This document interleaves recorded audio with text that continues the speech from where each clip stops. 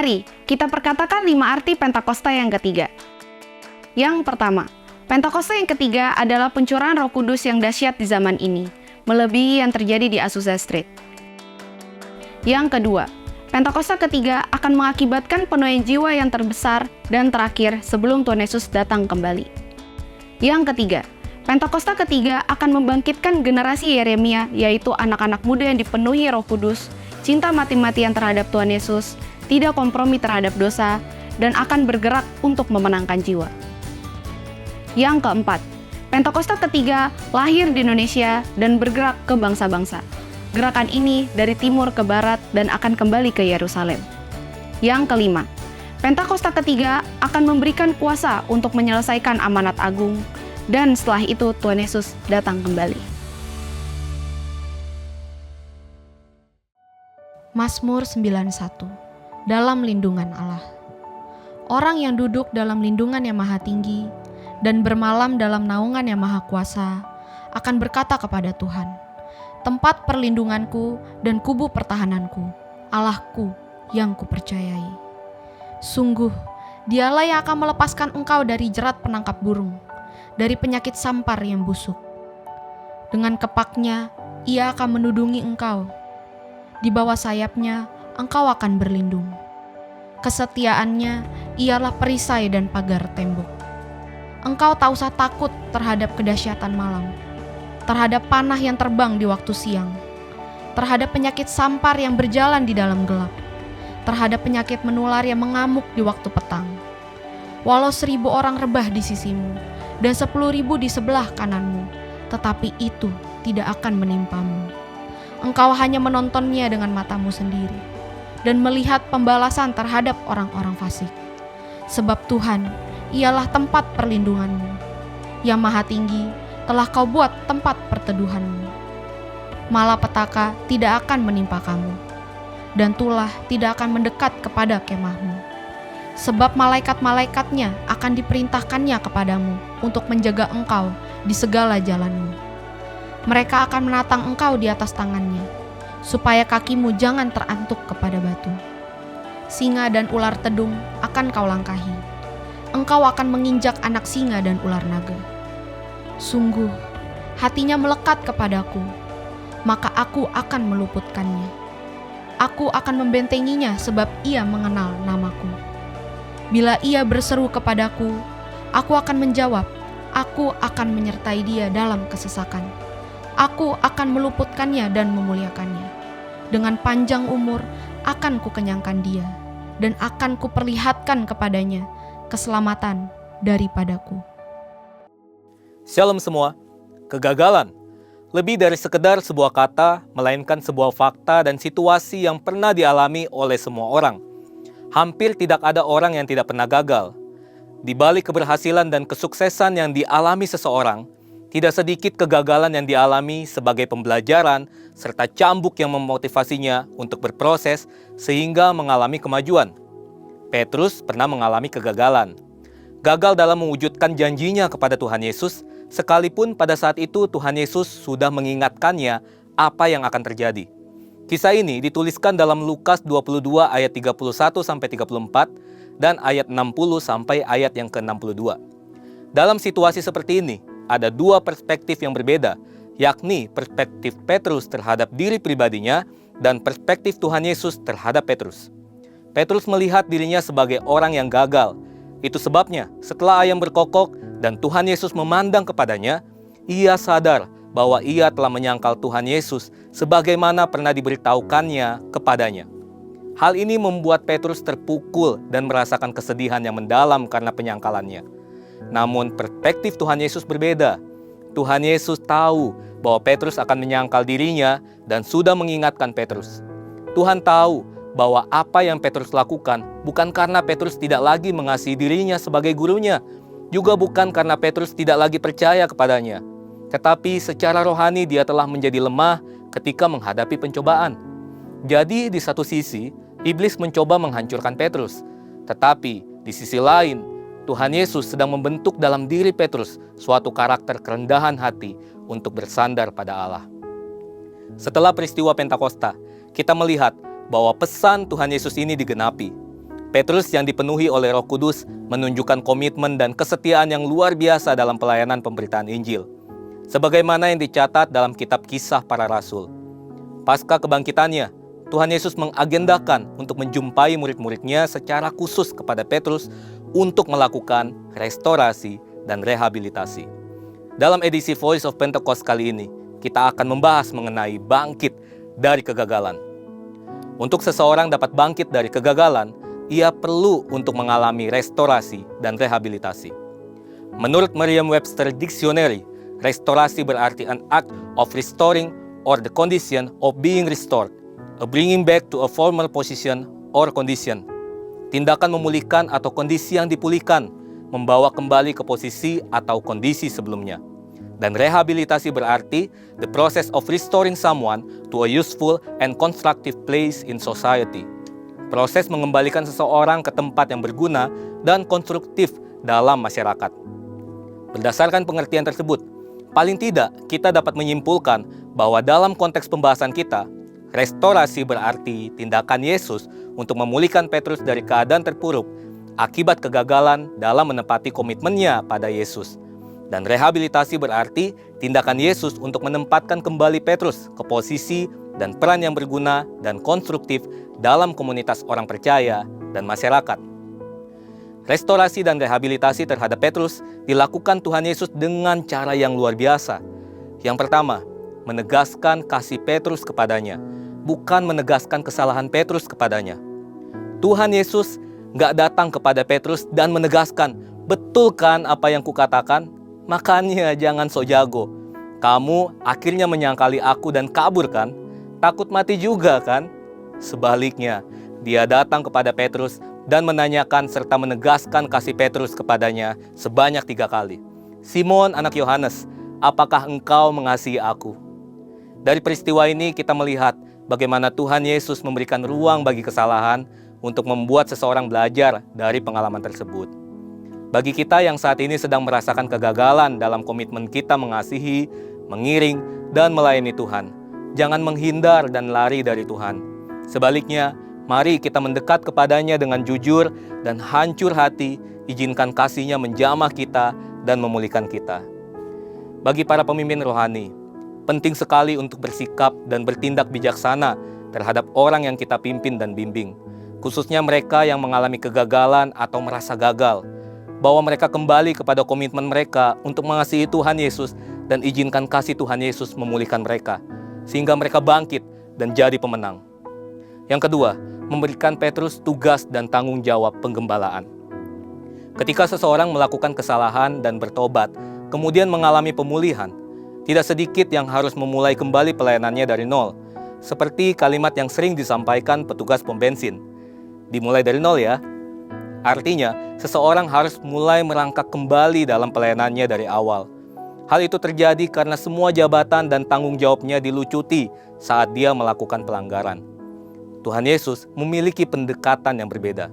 Saat memulihkan Petrus, Tuhan Yesus juga melakukan rehabilitasi bagi Petrus dengan memberikan tanggung jawab, gembalakanlah domba-dombaku. Dan kita melihat bagaimana Petrus menjadi soko guru pada era gereja mula-mula. Tentunya hal ini tidak kemudian menjadi pola rehabilitasi yang dapat diberlakukan kepada semua orang. Seorang pemimpin rohani tetap harus melihat dan menilai kesungguhan pertobatan dari staf atau anak rohani yang digembalakannya. Dengan demikian, proses rehabilitasi terjadi kepada orang yang tepat, pada saat yang tepat, dan posisi yang tepat. Sebagai pribadi yang telah ditebus oleh Tuhan Yesus, mungkin kita juga pernah, bahkan sering gagal dalam memenuhi komitmen kita untuk setia kepada Dia. Hal ini mungkin terjadi karena kita cenderung menggunakan kekuatan sendiri dalam mempertahankan komitmen tersebut. Oleh karena itu, agar kita tidak terjebak dalam kegagalan terus-menerus, marilah kita bersandar pada kekuatan, pengurapan, serta penyertaan Roh Kudus. Apabila suatu saat kita harus mengalami kegagalan, janganlah kita cepat berputus asa, tetapi perbaharuilah komitmen kita itu dengan tetap bersandar dan mengandalkan kekuatan Roh Kudus. Tuhan Yesus, baik secara langsung maupun melalui pemimpin rohani yang Dia tempatkan di atas kita, akan merestorasi dan merehabilitasi kita untuk bangkit dan jadi pemenang. Saudara, Untuk penjelasan lebih lengkap dari tim teologi kami, silakan buka link yang ada di atas atau scan QR Code yang tersedia. Tuhan Yesus memberkati.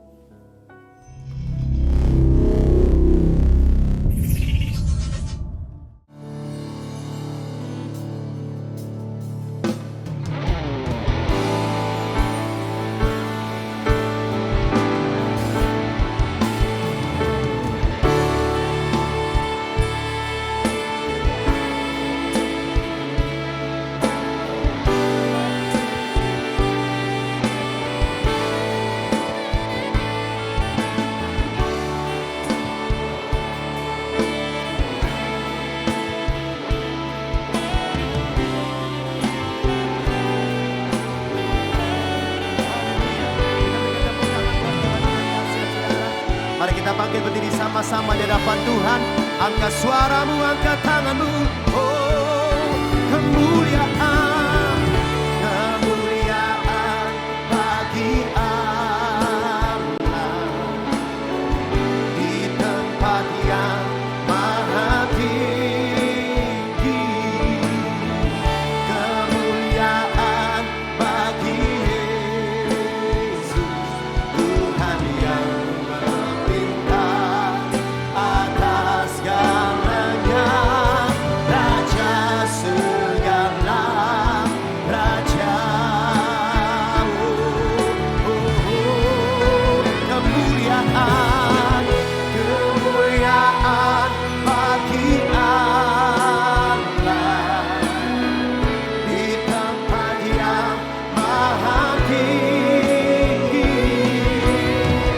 Kemuliaan bagi Yesus, Tuhan yang memerintah atas segalanya, Raja segala Raja.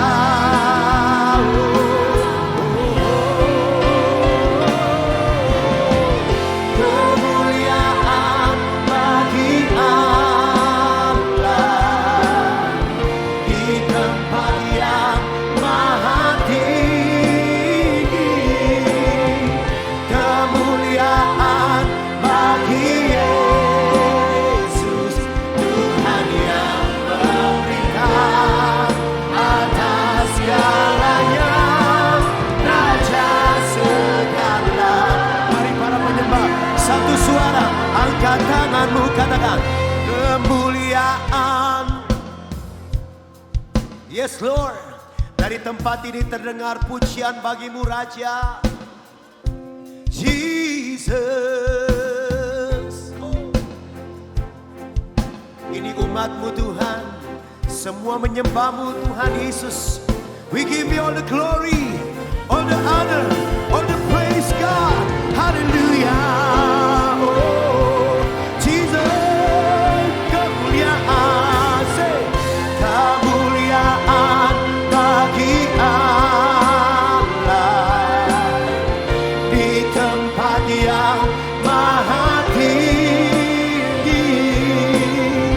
Kemuliaan bagi Yesus, Tuhan yang memerintah atas segalanya, Raja segala. Tuhan yang memerintah, Tuhan yang memerintah atas segalanya, Raja segala. Sekali lagi, angkat tinggi tanganmu. Tuhan yang memerintah atas segalanya, Raja segala Raja.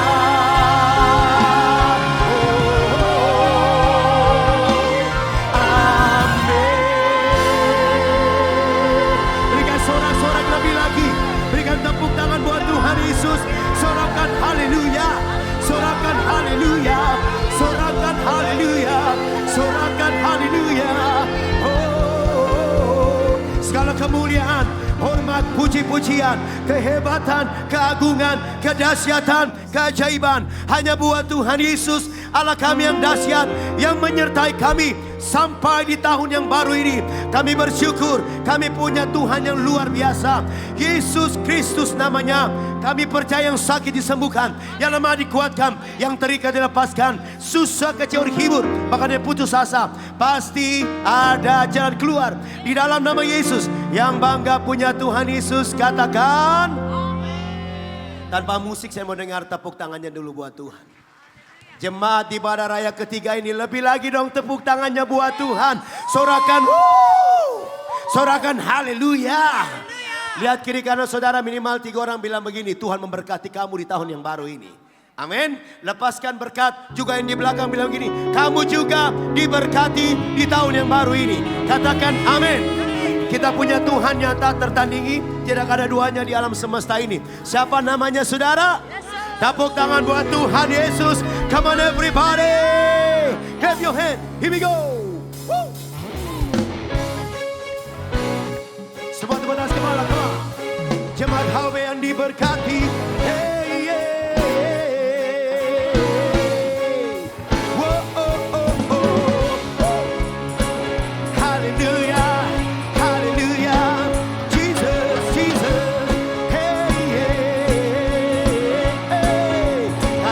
Sama-sama, go! Pada siapa kau bandingkan perbuatannya? Kasih tahu kiri kanan Bapak Ibu, tidak ada, tak ada. Amin, amin. Oh, kerajaannya yang terbesar tak akan tergoyahkan. Katakan semua musuh gemetar, semua musuh dengar.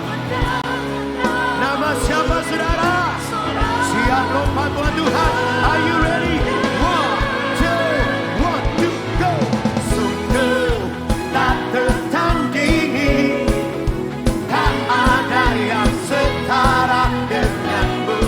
Hanya Yesus Tuhanlah yang terhebat, jauh melebihi dari penguasa di dunia.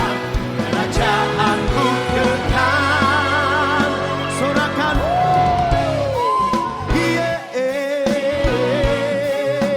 nyanyikan sama-sama. Pada siapa kau bandingkan perbuatannya yang hebat? Kasih tau kiri kananmu. Nada bro, nada sis, come on, yeah. Kerajaannya yang terbesar tak akan tergoyahkan. Semua musuh gemetar, semua musuh mendengar namamu.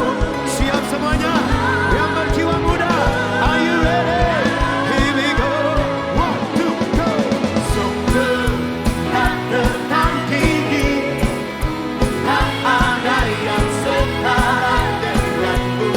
Hanya Yesus Tuhan yang terhebat, jauh melebihi dari penguasa di dunia. Kerajaanku kekal.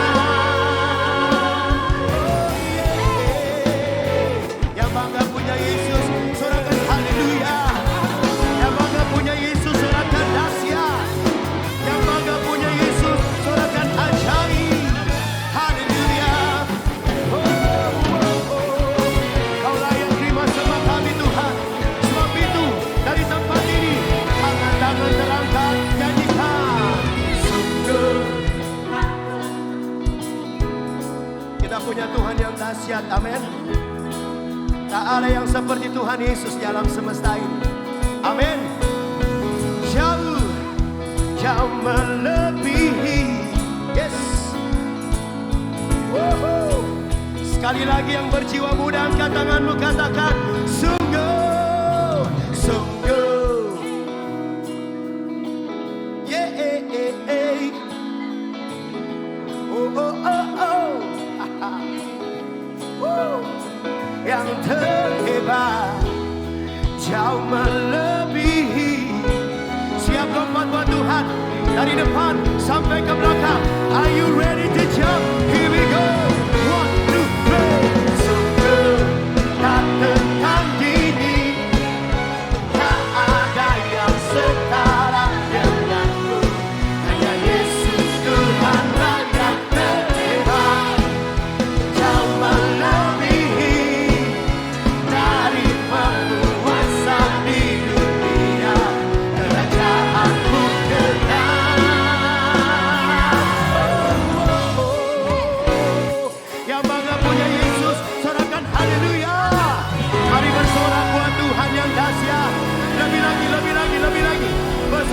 Tuhan yang dahsyat. Yang berjiwa muda sorakan. Yang berjiwa muda sorakan dahsyat. Masuk di tahun 2025 ini jangan takut saudara. Kita punya Tuhan yang tak terkalahkan. Tidak ada bandingannya di alam semesta ini. Dia terlalu dahsyat buat saudara. Katakan amin. Saudara percaya dia ada di kiri kanan kita? Yang percaya katakan haleluya. Kasih tahu kiri kananmu, ada Yesus di samping kamu. Ada Yesus kelilingmu. Amin. Yang percaya katakan amin. Sekarang ikutin gerakan saya saudara. Angkat tangan begini. Semuanya dari depan belakang. Kasih tangan begini. Siap. Kiri kananku ada Tuhan. Sekelilingku ada Tuhan. Amin. Dalam hidupku. Yes. Sekali lagi. Kiri kananku. Sekelilingku. Dalam hidupku. Amin, siap. Lagi. One.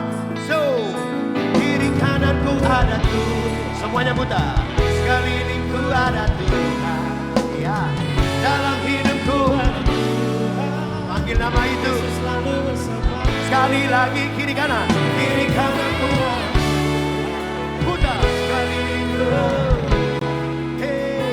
Dalam hidupku ada Tuhan. Yesus selalu bersamaku. Yang bangga punya Yesus sorakan. Come on musik. Here we go. Ha. Jump. Hey. Ha.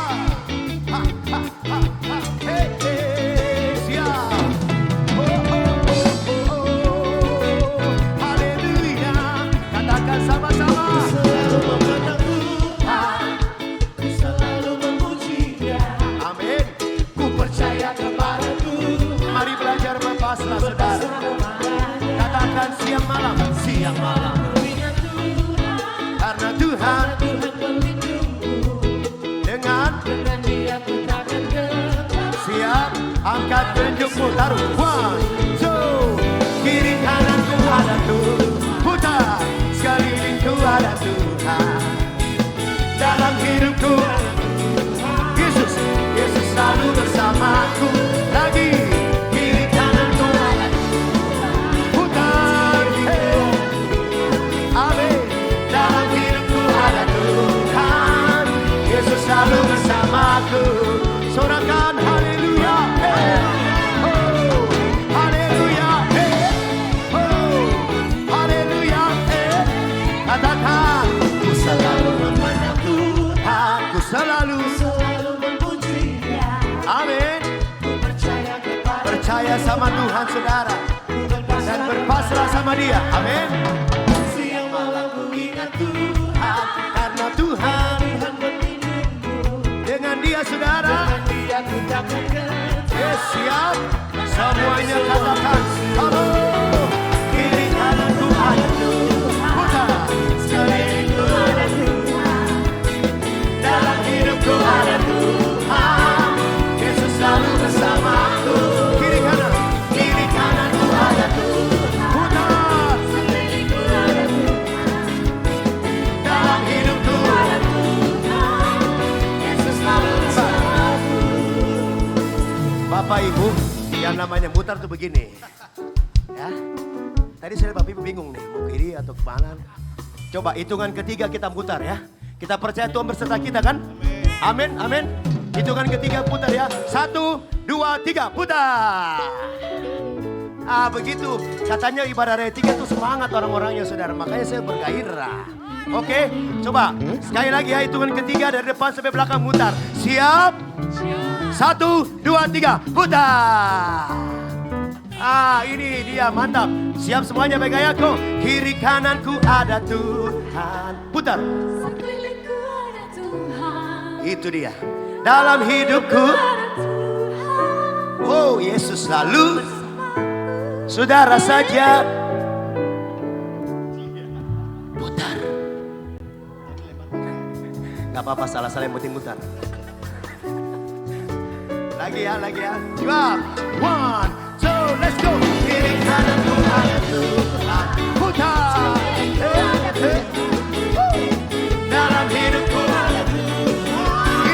Yesus selalu. Lagi semua kiri kanan. Kiri kananku ada Tuhan.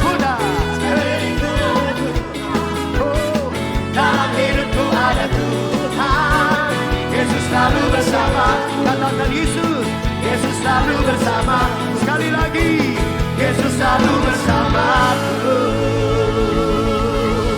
Bersorak buat Tuhan, bersorak buat Tuhan. Ada Yesus bersamamu, ada Yesus bersamamu. Mari angkat tangan di hadapan Tuhan, saudara. Sorakan haleluya.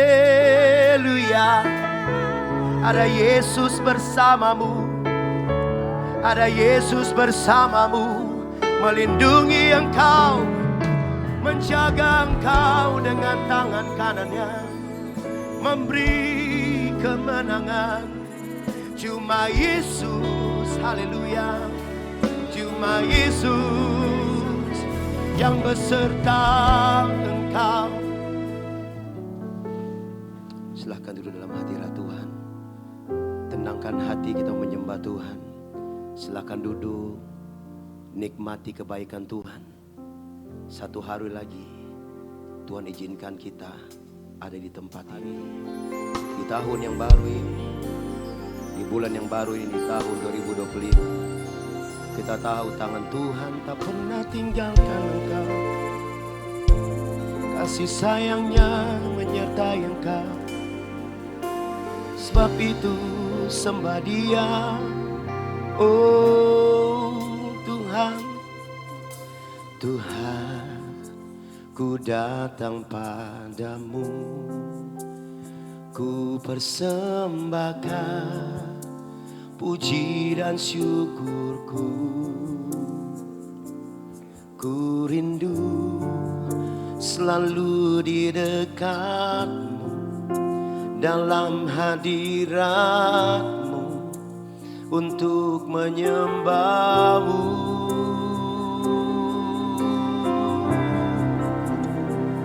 Segala pujian, hormat, kemuliaan layaklah bagimu. Ku sembah Kau untuk selamanya. Ku angkat tanganku memuji namamu. Yesus Engkau Tuhan, ku tinggikan namamu di atas segalanya. Kita berikan tepuk tangan buat Tuhan Yesus. Mari belajar punya ini sama-sama, saudara. Katakan, Tuhan, ku datang padamu, ku persembahkan puji dan syukurku. Ini kerinduan kami Tuhan, selalu di dekatmu, dalam hadiratmu untuk menyembahmu. Segala pujian, hormat, kemuliaan layaklah bagimu. Ku sembah Kau untuk selamanya. Ku angkat tanganku memuji namamu.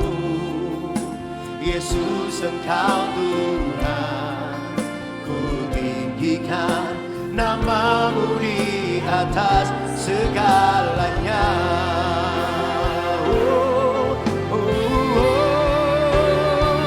Segala pujian, hormat, kemuliaan layaklah bagimu. Ku sembah Kau untuk selamanya. Ku angkat tanganku memuji namamu. Yesus Engkau Tuhan, ku tinggikan namamu di atas segalanya. Segala pujian, hormat, kemuliaan biar umat Tuhan saja. Kami sembah Engkau Tuhan Yesus. Dari tempat ini kami mengangkat tangan kami, panggil nama itu saudara. Ku tinggikan sekali lagi dan kita sembah Dia. Mari sama-sama angkat suara, Angkat tanganmu. Segala pujian, hormat, kemuliaan layaklah bagimu. Ku sembah Kau untuk selamanya. Ku angkat tanganku memuji nama-Mu. Yesus, Engkau Tuhan. Ku tinggikan nama-Mu di atas segalanya. Ku tinggikan nama-Mu di atas segalanya. Ku tinggikan nama-Mu di atas segalanya.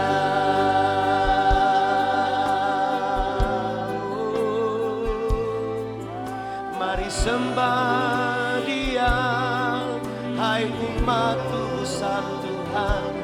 Mari angkat suaramu.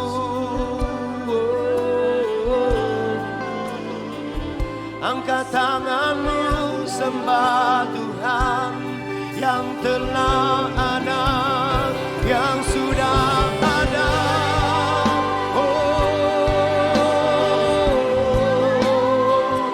Engkau yang layak disembah, Engkau yang layak dipuji Tuhan. Setiap lutut dan bertelut, setiap lidah mengaku Yesus Tuhan. Kau yang layak disembah, Kau yang layak dipuji, Kau yang layak diangkat. Sembah bagi-Mu Tuhan, sembah bagi-Mu Raja, sembah bagi-Mu Tuhan. Haleluya, haleluya, haleluya.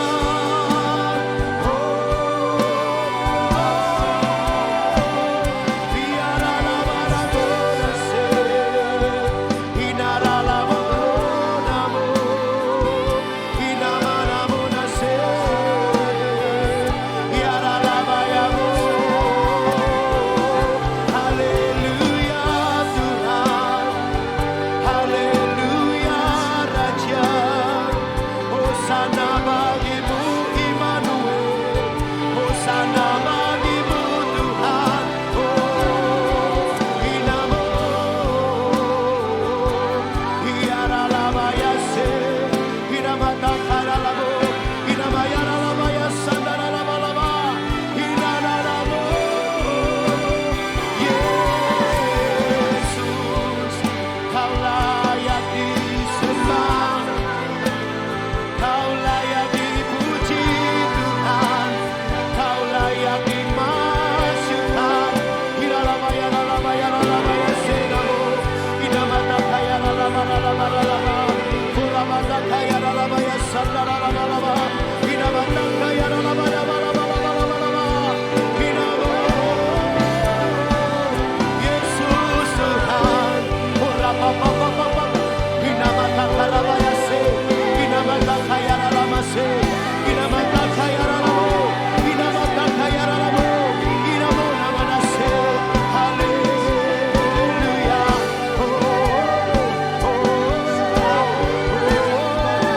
haleluya.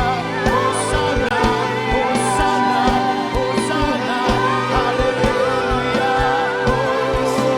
Yesus, Yesus, Yesus, Yesus, Yesus,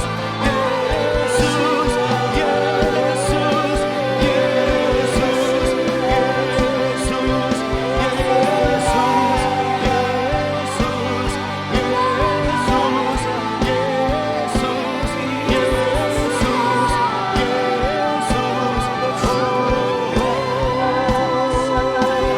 Haleluya. Terpujilah nama-Mu, Sang pembuat jalan, Engkau Tuhan, Kau buka jalan saat tak ada jalan. Kau terbelah laut terberau supaya umatmu berjalan. Kau buktikan Engkau Immanuel. Sampai tahun ini Kau beserta kami. Kami percaya Tuhan, Kau bersama kami. Jika Allah di pihak kami, siapa lawan kami? Siapa yang berani menyentuh kami? Akan berhadapan dengan Tuhan, Allah semesta alam, Allah barisan bangsa Israel, Allah yang gagah perkasa. Mari bangkit berdiri sembah Dia, saudara. Mulai angkat tangan bermazmur dengan bahasa-bahasamu, saudara. Bahasa cinta, bahasa kasih, bahasa pengagungan. Sembah Dia. Uralalamu. Yes Lord. Jesus, Jesus, Jesus, Jesus, Jesus. Your name is powerful. Your name is powerful. Your name is powerful. Your name is a powerful. Your name is a healing. Your name.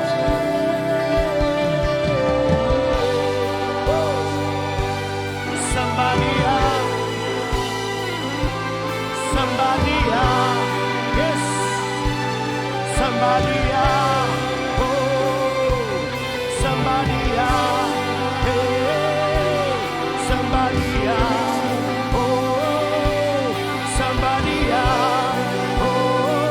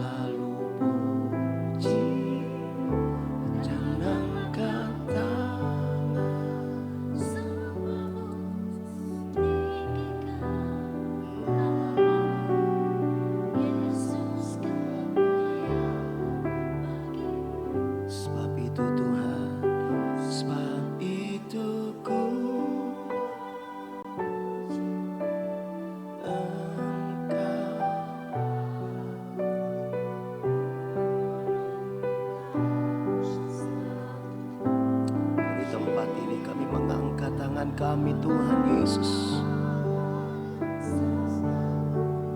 Tinggikan namamu, Yesus, kemuliaan bagimu.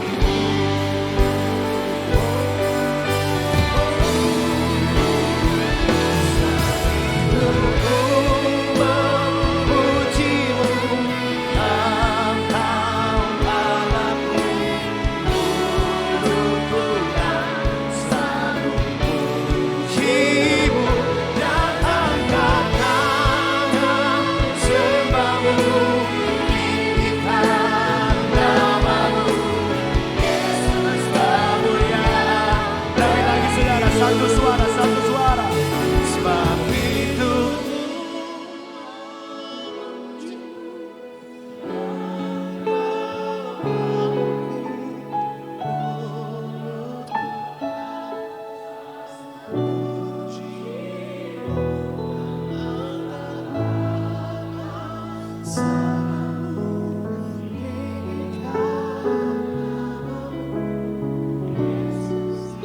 lebih lagi saudara, masyurkan nama yang dahsyat itu. Sebab itu ku ini umatmu Tuhan, bersyukur di tahun yang baru ini. Mulut mereka penuh dengan pujian hanya buat Engkau Tuhan.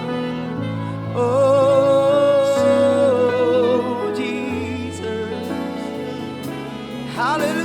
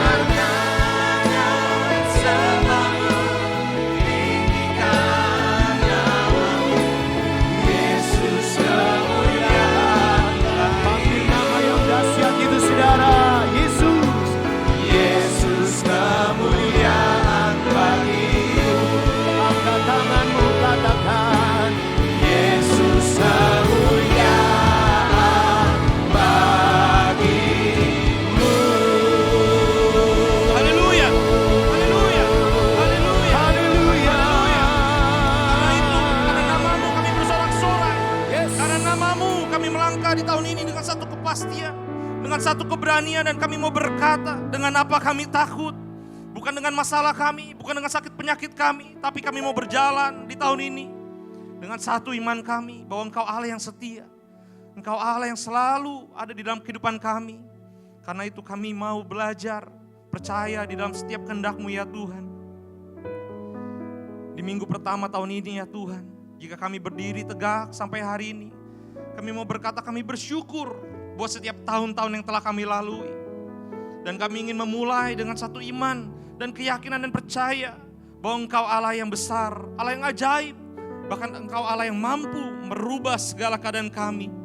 Terima kasih ya Bapa, karena itu hamba-Mu berdoa, biar setiap kata-kata pada siang hari ini Engkau sederhanakan ya Tuhan, agar firman-Mu jelas tersampaikan untuk jemaat-Mu di tempat ini ya Tuhan. Terima kasih ya Bapa, terima kasih ya Tuhan, untuk setiap pujian penyembahan yang kami naikkan. Semuanya hanya untuk kemuliaan nama-Mu ya Bapa. Hanya di dalam nama Tuhan Yesus Kristus, kita semua yang percaya sama-sama katakan, amin, amin. Terima kasih. Shalom, shalom Bapak Ibu, shalom. Dari Gembala Sidang juga punya satu pesan tema di tahun ini, yaitu tentang tahun penuaian. Hari ini dan tahun ini merupakan Gembala Sidang dapat dari Tuhan bahwa tahun penuaian. Kalau kita setuju bahwa penuaian itu selalu melekat dengan apa yang ditabur. Nah masalahnya, apa yang ditabur belum tentu kita tuai. Kita lihat firman-Nya ya, Galatia 6 ayat ke-9. Galatia 6 ayat ke-9, firman-Nya berkata, janganlah kita jemu-jemu berbuat baik, karena apabila sudah datang waktunya, kita akan menuai, jika kita tidak menjadi lemah. Jadi apa yang kita tabur, belum tentu kita tuai. Kenapa? Karena apa yang kita tabur itu kadang-kadang butuh proses. Sebuah tanaman kita tanam hari ini, belum tentu nanti siang langsung tumbuh buah. Ataupun besok, bisa seminggu, bisa sebulan, bisa setahun baru menghasilkan buah. Firman-Nya mengatakan apa yang ditabur akan dituai kalau kita tidak menjadi lemah. Seringkali masalahnya adalah kita sudah rajin menabur, tetapi belum sampai saatnya, belum sampai waktunya dikatakan, tapi kita telah menjadi lemah. Semuanya menjadi sia-sia. Apa yang kita telah tabur di akhir-akhir tahun lalu, mungkin selama ini, ada banyak hal yang buat kita menjadi lemah, ada yang buat kita menjadi lelah, sehingga pada akhirnya kita mulai mundur perlahan dan teratur. Tuhan bilang sebentar lagi waktunya menuai. Tapi karena kita lelah, kita berhenti dari apa yang kita tabur, sehingga kita tidak bisa menikmati. Makanya firman Tuhan selalu berkata bahwa Tuhan itu tidak hanya melupakan segala dosa-dosa dan kesalahan manusia ketika ia bertobat.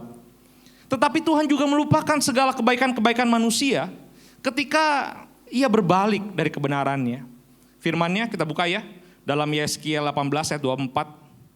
Yeskiel 18 ayat 24 firman-Nya berkata begini, jikalau orang benar berbalik dari kebenarannya dan melakukan kecurangan seperti segala kekejian yang dilakukan oleh orang fasik, apakah ia akan hidup?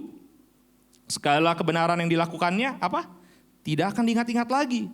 Ia harus mati karena ia berubah setia dan karena dosa yang dilakukannya. Jadi Tuhan kita adalah Tuhan yang Tuhan yang adil. Dia bisa melupakan segala dosa-dosa kita.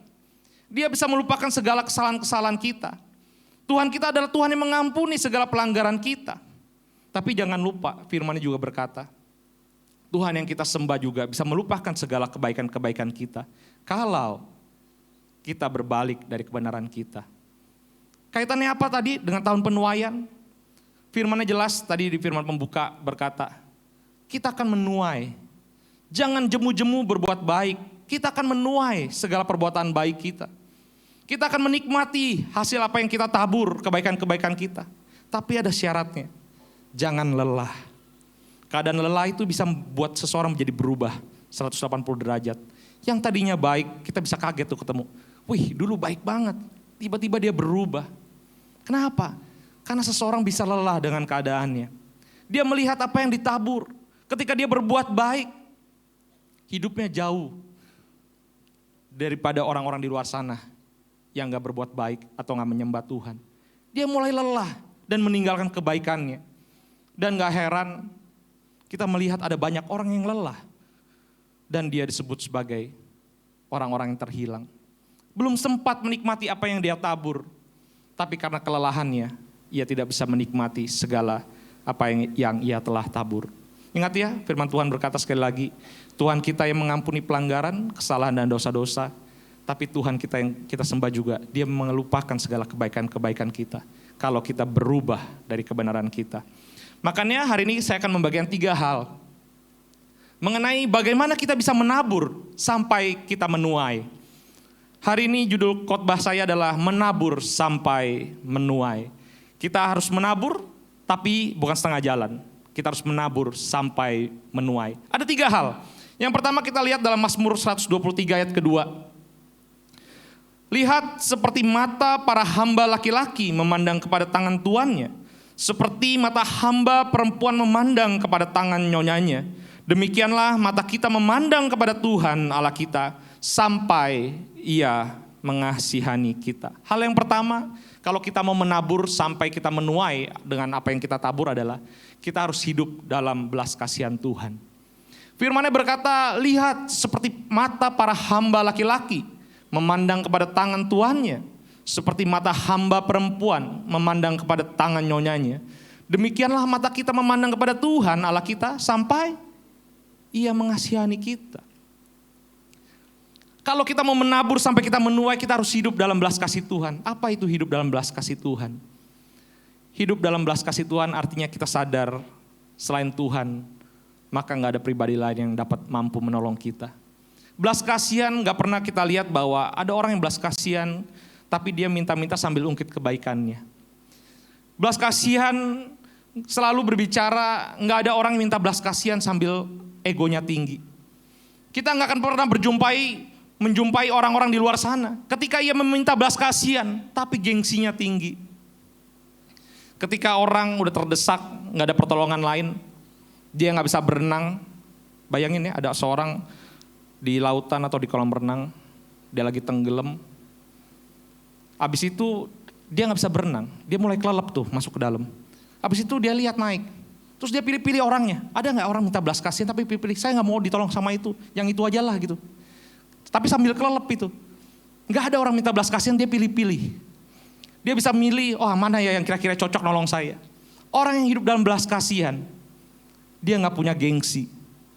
Orang yang hidup dalam belas kasihan, dia gak punya ego. Orang yang hidup dalam belas kasihan, dia gak hidup dalam kesombongan. Ada satu kisah sebagai contoh bagaimana seseorang hidup dalam belas kasihan. Sehingga apa yang ia tabur tidak menjadi sia-sia. Bahkan ia menabur sampai ia menuai. Kisah mengenai wanita Kanaan yang punya anak yang sakit. Kita buka dalam Matius 15 ayat 21 sampai 28. Bagaimana ciri-ciri orang yang hidup di dalam belas kasihan Tuhan. Matius 15 ayat 21 sampai 28, firman-Nya berkata, lalu Yesus pergi dari situ dan menyingkir ke daerah Tirus dan Sidon. Ayat 22, maka datanglah seorang perempuan Kanaan dari daerah itu dan berseru, kasihanilah aku, ya Tuhan, anak Daud. Karena anakku perempuan kerasukan setan dan sangat menderita. Jadi perempuan ini datang dengan satu sikap memohon, meminta, memelas kepada Tuhan. Meminta belas kasihan Tuhan. Tuhan, anak Daud, tolonglah anakku. Kerasukan setan dan ia sangat kesakitan. Ayat 23 yang menarik, dikatakan, tetapi Yesus sama sekali tidak menjawabnya. Lalu murid-muridnya datang dan meminta kepadanya, suruhlah ia pergi. Ia mengikuti kita dengan berteriak-teriak. Ada dua hal yang menimpa dari wanita Kanaan ini. Ketika dia berseru sama Tuhan. Ketika dia berdoa sama Tuhan. Apa respon Tuhan? Ayat 23 ini. Tetapi Yesus sama sekali tidak mendengarnya. Berapa banyak di tahun kemarin 2024 kita banyak memohon sama Tuhan. Kita banyak berseru datang ke dalam hadirat Tuhan. Kita banyak memohon, permohonan-permohonan. Mungkin yang sakit kita berharap untuk sembuh. Yang punya pergumulan dalam masalah ekonomi, ada jalan keluar. Mungkin ada yang sama dengan wanita Kanaan ini, di ayat 23. Tetapi Yesus sama sekali tidak menjawabnya. 2024 ada banyak doa-doa mungkin di antara kita yang gak dijawab Tuhan. Atau gak didengar Tuhan. Tapi sekali lagi diingatkan. Kita akan menuai apa yang kita tabur kalau kita tidak menjadi lelah. Kita perhatikan baik-baik. Lalu murid-muridnya datang dan meminta kepadanya, suruhlah ia pergi. Ia mengikuti kita dengan berteriak-teriak. Bukan hanya Tuhan gak dengar. Bukan hanya Tuhan gak jawab. Tetapi murid-murid saat itu menyuruh wanita itu pergi. Siapa yang sudah hidup menderita, bahkan direndahkan orang. Hidup dalam pergumulan, tapi masih hidup di dalam hinaan-hinaan orang. Wanita Kanaan ini mengalami hal yang sama. Dia berseru sama Tuhan, dia berharap sama Tuhan, dia berdoa kepada Tuhan. Tapi dikatakan Tuhan tidak menjawab, bahkan disuruh pergi sama murid-muridnya. Nah, inilah ciri orang yang hidup dalam belas kasihan. Kita lihat ayat 24.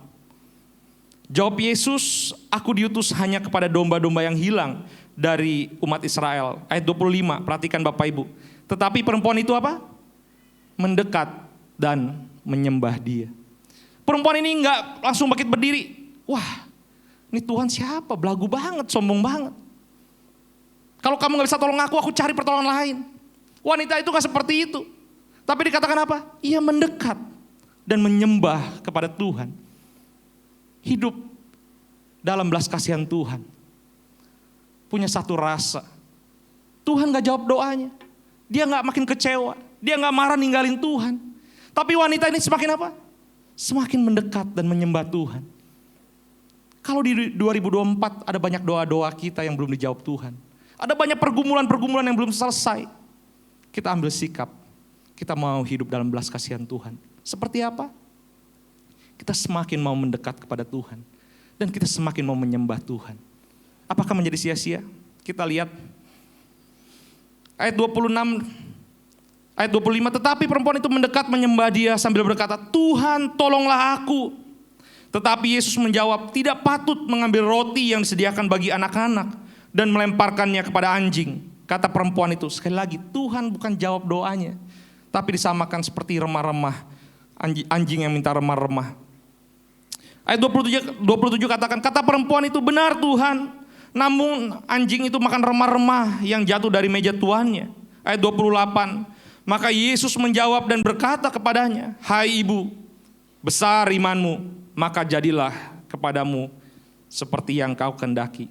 Dan seketika itu juga anaknya menjadi sembuh. Hidup dalam belas kasihan Tuhan. Ada banyak doa-doa yang mungkin gak dijawab Tuhan. Yang masih belum didengar Tuhan. Tapi orang yang hidup dalam belas kasihan Tuhan selalu mengejar. Dia gak patah semangat. Dia terus menjawab, mendekat kepada Tuhan. Semakin Tuhan gak jawab, semakin dia dihina orang. Dia bukan semakin kecewa. Tetapi dia semakin mendekat dan menyembah kepada Tuhan. Dan kita tahu ujung dan akhirnya. Tuhan berkata, besar sekali imanmu. Dan jadilah sesuai dengan kehendakmu. Kalau engkau ingin menabur sampai engkau menuai, hidup dalam belas kasihan Tuhan. Kalau belum dijawab Tuhan, jangan jadi marah, jangan jadi kecewa. Ada banyak orang merendahkan kita, jangan jadi marah, jangan jadi kecewa. Tetapi teruslah kejar hadirat Tuhan. Semakin dekat kepada Tuhan, semakin menyembah ke dalam hadirat Tuhan. Dan tiba waktunya Tuhan berkata, imanmu begitu besar dan jadilah sesuai dengan imanmu. Maka kita akan menuai dengan apa yang kita tabur. Apa yang kita tabur tidak akan menjadi sia-sia Bapak Ibu. Di tahun ini, di minggu pertama ini, sekali lagi saya ingatkan, jangan pernah kecewa sama Tuhan. Mungkin banyak doa-doa kita yang belum dijawab Tuhan. Ada banyak segala apa yang kita tabur. Mungkin ada banyak pengorbanan kita. Tapi itu gak dihargai orang. Sama seperti wanita Kanaan ini. Datang sama Tuhan. Murid-muridnya suruh pergi. Tapi wanita ini gak menyerah. Dia terus menabur dengan doa-doanya. Dia terus menabur permohonan-permohonan kepada Tuhan. Hari ini kita belajar di tahun ini. Kita mulai dengan teruslah menabur yang baik. Sampai kita menuai apa yang kita tabur. Kalau kita merasa, seseorang merasa melakukan kebaikan, tetapi gak dihargai orang dan dia jadi kecewa, maka yakin dan percayalah, sesungguhnya dia lagi gak melakukan kebaikan.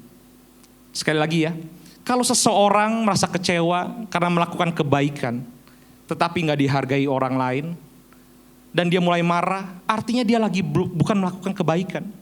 Kenapa? Karena kebaikan itu gak selalu mengharapkan kebaikan. Orang yang melakukan kebaikan itu gak selalu mengharapkan sesuatu yang baik. Makanya Tuhan ajarin, kalau kita ditampar pipi kiri, kasih pipi kanan. Kasih dengan tangan kiri, tangan kanan gak boleh lihat. Banyak hal-hal yang kita lakukan, kebaikan-kebaikan. Kalau gak dihargai orang, jangan membuat itu menjadi sesuatu yang mengecewakan dalam hidup kita. Tetapi yakin dan percayalah, itu semua dicatat sama Tuhan. Itu semua dilihat sama Tuhan. Sampai tiba waktunya nanti, kita akan melihat dan mendengar Tuhan sendiri yang berkata, besar sekali imanmu dan terjadilah sesuai dengan yang kau imani. Hal yang pertama, hiduplah dalam belas kasih Tuhan, maka engkau akan menabur sampai engkau menuai. Yang kedua, bagaimana caranya supaya kita bisa menabur sampai kita menuai? Kita lihat Yohanes 11 ayat 1 sampai 44 itu kisah mengenai di mana Yesus membangkitkan Lazarus. Kalau kita mau menabur sampai menuai, hal yang kedua adalah belajar memahami rencana Tuhan. Saya bacakan ya, Yohanes 11 ayat 1 berkata begini. Ada seseorang yang sedang sakit, namanya Lazarus. Ia tinggal di Betania, kampung Maria dan adiknya Marta. Ayat kedua, Maria ialah perempuan yang pernah meminyaki kaki Tuhan dengan minyak mur dan menyekanya dengan rambutnya. Jadi di ayat 1 tadi dikatakan ada seorang yang sakit namanya Lazarus. Tapi ayat kedua diingatkan, Lazarus ini saudaranya Maria. Nah ayat 2 ditekanin lagi, Maria ialah perempuan yang pernah meminyaki kaki Tuhan dengan minyak mur. Artinya apa? Ternyata ada kaitannya. Ketika Lazarus sakit, Lazarus adalah saudara daripada Maria. Tetapi firman ini mengingatkan kembali bahwa Maria adalah sosok yang pernah meminyaki Tuhan dengan sesuatu yang berharga. Artinya apa? Segala yang ditabur Maria gak pernah dilupakan sama Tuhan. Itu semua dicatat sama Tuhan. Maria menabur, gak tahu kapan waktunya sebelum Lazarus sakit. Tapi ketika Lazarus sakit, firman-Nya mencatat kembali. Maria ialah perempuan yang pernah meminyaki kaki Tuhan dengan minyak mur dan menyekanya dengan rambutnya. Artinya gini Bapak Ibu,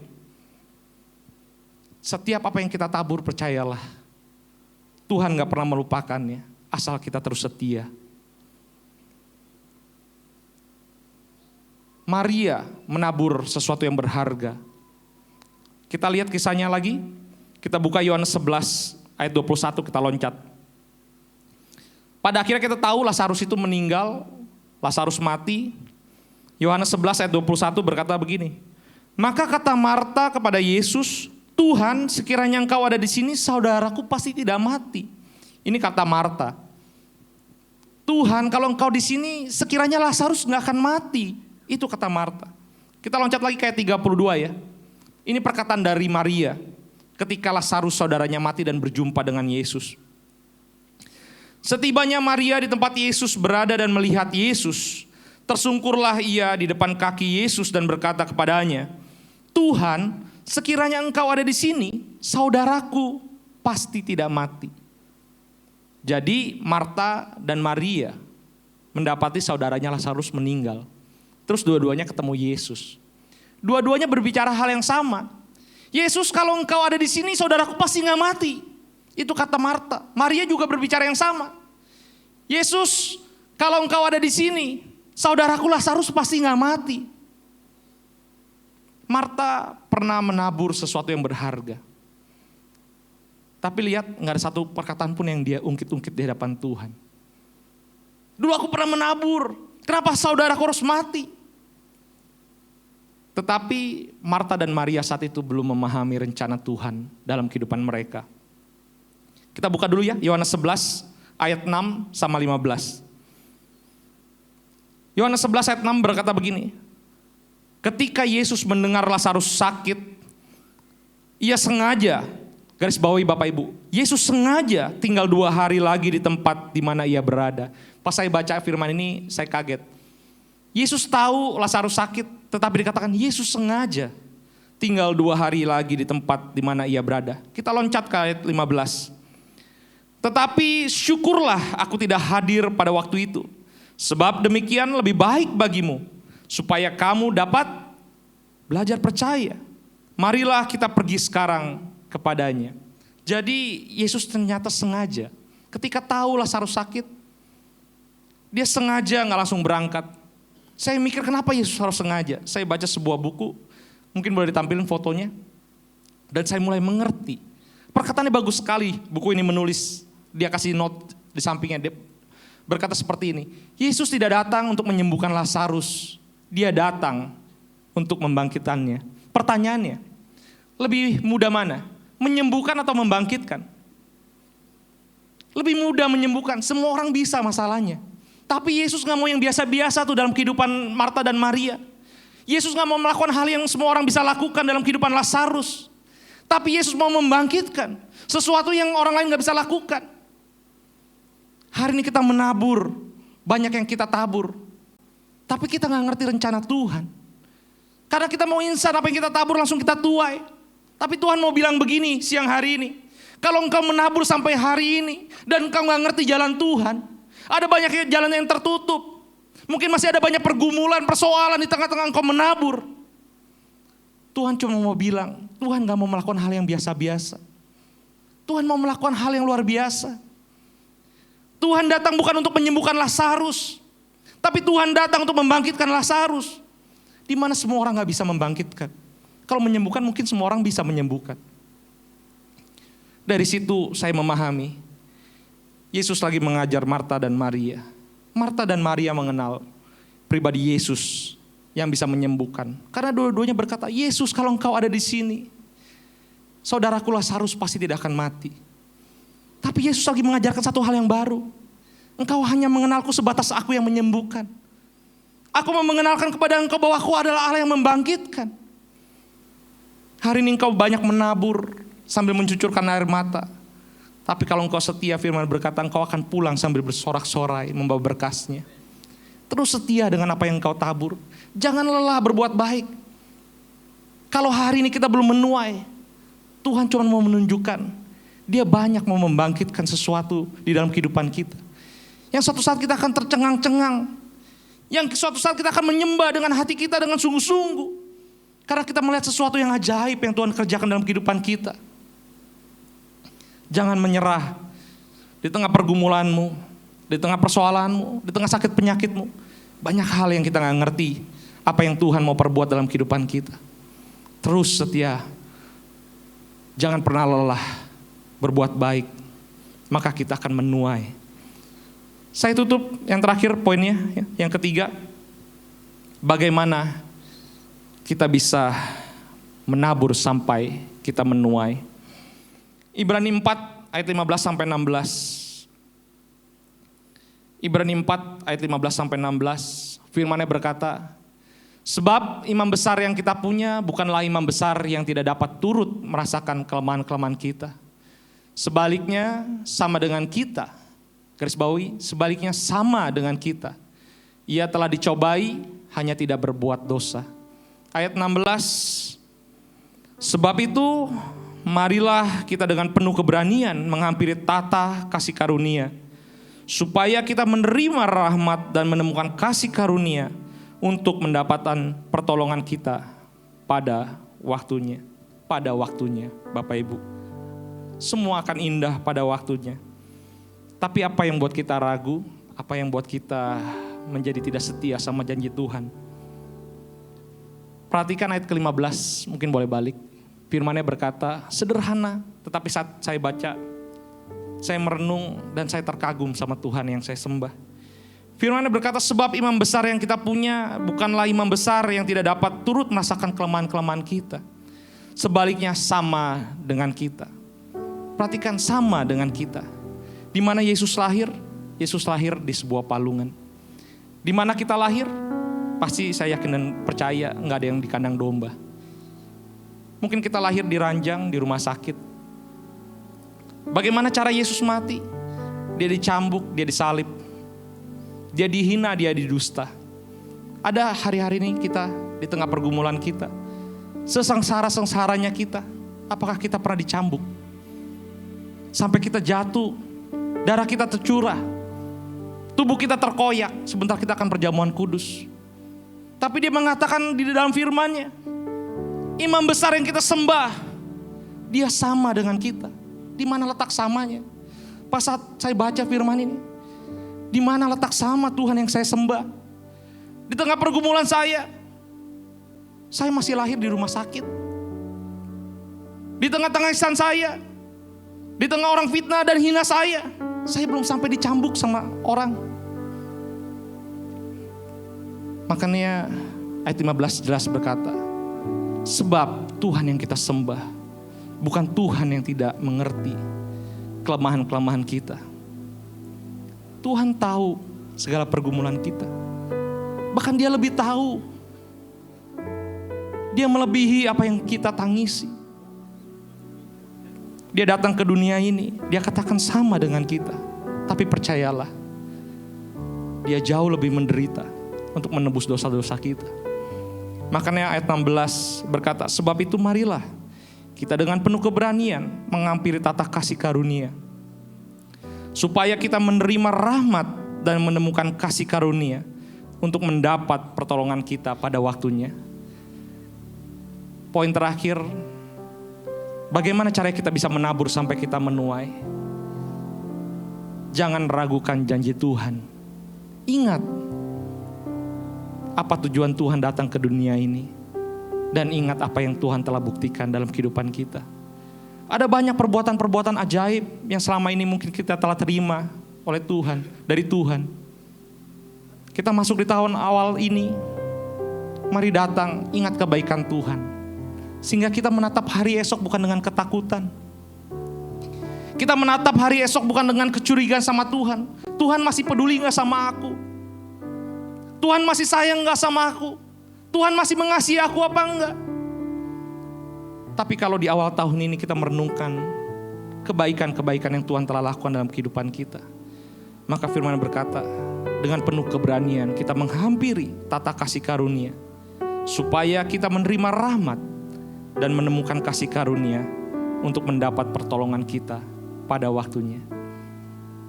Terus setia menabur yang baik. Jangan menjadi lelah, jangan menjadi kecewa, jangan menjadi marah sama Tuhan. Terus kita yang melayani, jalani panggilan kita dengan setia. Mungkin ada banyak hal yang gak enak di tengah-tengah pelayanan kita, di tengah keluarga kita, di tengah usaha kita. Ada banyak hal yang gak enak. Sebagai seorang suami, sebagai seorang istri, kita udah melakukan sesuatu yang baik. Tetapi di tengah keluarga kita, kita belum melihat sesuatu yang baik. Jangan berhenti dan menyerah untuk berbuat baik. Jadilah suami yang baik. Jadilah istri yang baik. Jadilah hamba-hamba pelayan Tuhan yang baik. Jadilah pengusaha yang baik. Sampai satu waktu apa yang kita tabur dan kita tidak menjadi lelah, kita akan pulang dengan bersorak-sorai membawa berkas-berkasnya. Kita akan menuai apa yang kita tabur. Dan percayalah, Tuhan yang kita sembah, Tuhan yang setia.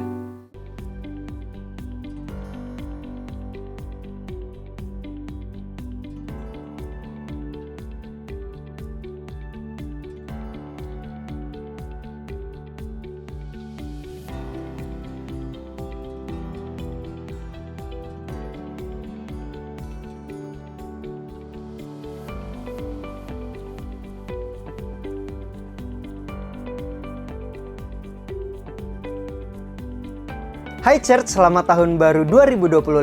Berikut adalah pengumuman kegiatan di GBI Puri Indah untuk minggu ini. Mari kita bersama-sama lintas generasi datang ke hadirat Tuhan untuk berdoa, memuji, dan menyembah Dia dalam ibadah Intergen Prayer yang akan dimulai kembali pada Selasa 14 Januari 2025 jam 7 malam di ruangan Revival House of Blessing. Kami mendorong Anda untuk membawa keluarga, sahabat, dan orang-orang terkasih untuk mengalami hadirat Tuhan yang mempersatukan. Kami mengundang wanita-wanita Tuhan untuk beribadah bersama dalam Women in Christ yang diadakan setiap Kamis jam 10 pagi di Puri Indah Mall, basement G4, zona merah. Mari bersama-sama mendekatkan diri kepada Tuhan.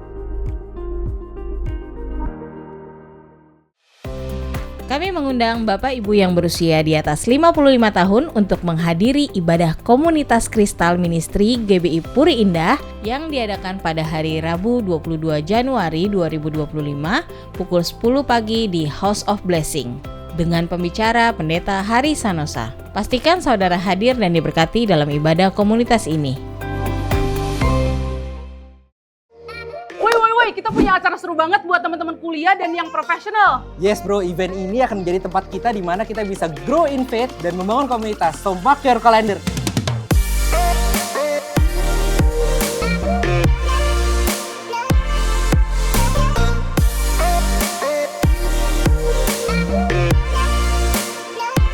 So, jangan sampai kelewatan. Save the date. Ajak teman-teman kalian. And let's vibe together at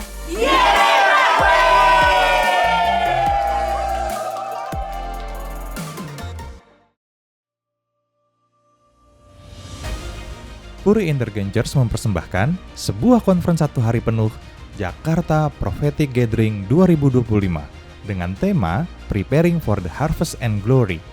Conference ini adalah wadah bagi hamba-hamba Tuhan dan jemaat untuk mendengar tuntunan profetik bagi kota Jakarta dan diperlengkapi untuk menjadi penuai-penuai jiwa di akhir zaman ini bersama Pastor Michael Wijaya dari Rolam Indonesia. Dan seorang pendiri dan pemimpin dari Jesus Ministry se-India, Prophet Sadhu Sudar Selvaraj, seorang hamba Tuhan yang berfokus pada nubuatan, kebangunan rohani, dan persiapan gereja untuk kedatangan Tuhan Yesus yang kedua kali. Acara ini akan dilaksanakan pada Selasa 18 Februari 2025 pukul 9 pagi sampai dengan jam 9 malam di gedung House of Blessing, Kembangan Selatan, Jakarta Barat. Scan QR berikut untuk mendaftarkan diri saudara. Dan informasi lebih lanjut, saudara dapat menghubungi counter GBI Puri Indah.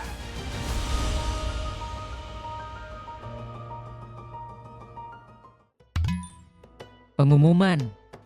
Kami dari Star Kingdom, atas nama Raja Stellar dan Putri Aurora, mengundang anak-anak pemberani dan terampil untuk menjadi bagian dari peristiwa penting, The Light and Shadow. Sebuah kisah yang menceritakan perjuangan cahaya melawan kegelapan, pengorbanan, dan kasih yang membawa kemenangan di acara Paskah 2025 DNA Kids. Kami membutuhkan para pemberani untuk berperan sebagai prajurit dan penduduk Star Kingdom. Juga suara emas yang siap menggema untuk menyampaikan pesan cinta dan harapan.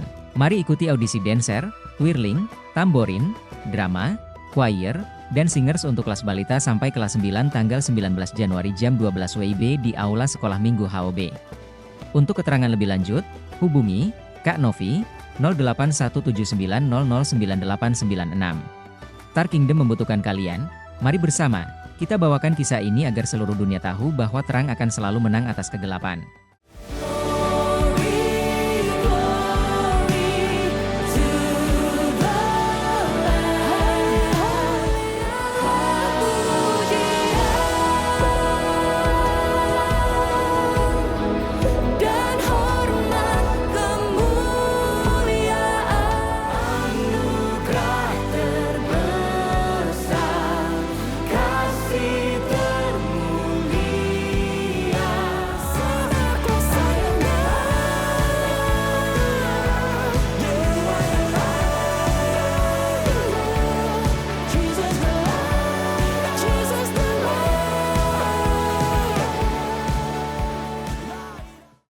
Demikian pengumuman dari kami. Happy New Year and God bless you.